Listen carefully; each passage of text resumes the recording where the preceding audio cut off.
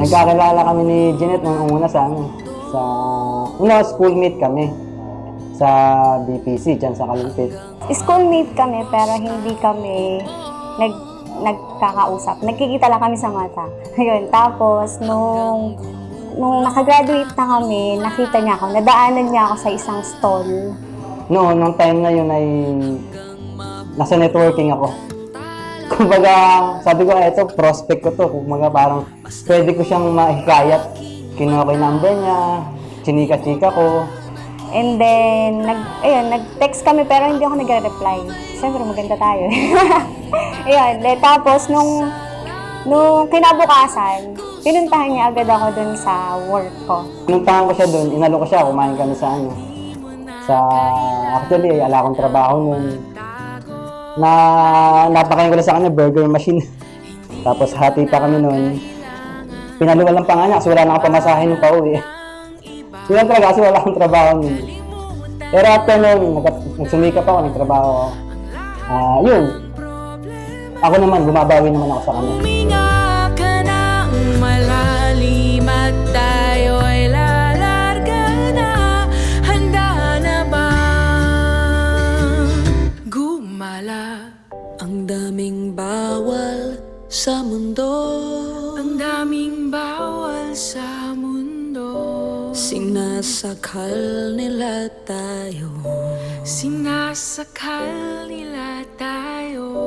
Buksan ang puso at isip. Mark, Bertie, TNA, ayan. Pagiging isa na kayo. Ayan. Kaya nga tawag natin dito, pag-iisang dibdib. Ayan. At pag-isang dibdib, magiging isang puso na kayo. Ayan. Ikaw ang pag-ibig na hinintay. Puso ay nalumbay ng kahit tagal. Ngunit ngayon nandito na ikaw. Sa pagpatak ng bawat oras ay ikaw ang iniisip-isip ko. Hindi ko mahinto, pintig ng puso ikaw. Masaya ay madali ko siyang mapasaya. Konting kibot ko lang, napapasaya ko na siya. Ganoon naman talaga sa isang relasyon, kailangan maibigay mo yung kaligayahan ng isang tao. Kahit na small things, hindi man pera ang katumbas, yung happiness na moments ang maibigay mo. Mabait siya kasi sa pamilya niya, yun. Kasi yung pinaka number one na gusto ko, yung family-oriented, ganun. Kasi syempre ako ganun din ako sa mga kapatid ko, close kami. Mahilig siya mag-gift. So parang isa yun sa natuwa ko kasi lagi siya nag-e-effort sa mga birthdays, ganun. Tapos hindi niya nakakalimutan yung mga anniversary, ganun. Ayun. Tapos funny, sobrang kulit. Kaya lagi kami yung puro tawanan lang nangyayari sa relationship namin. Humihinto sa bawat oras ng tagpo. Mahal, sorry dun sa, madalas kasi talaga toyoin na kayo. Sobra. As in, minsan pag pagod ako sa work, sa kanya nabubuhos. So, sorry, pero lahat naman yun, mahal kita, alam mo yan. Kasama yun, alam mo na, babae ni Toyo. Ayun, tapos, thank you sa pagmamahal mo sa akin kasi alam ko na sobrang spoiled ko sa'yo.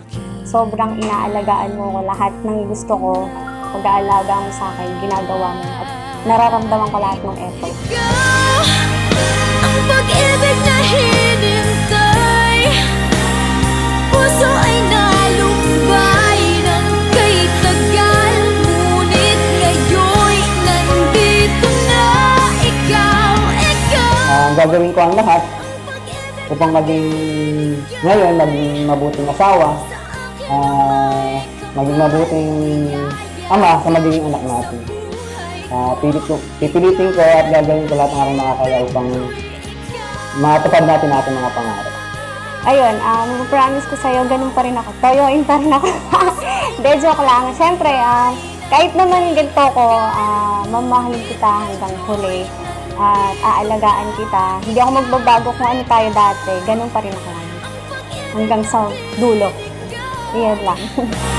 Sa akin ang may kapal, biyaya ka sa buhay ko.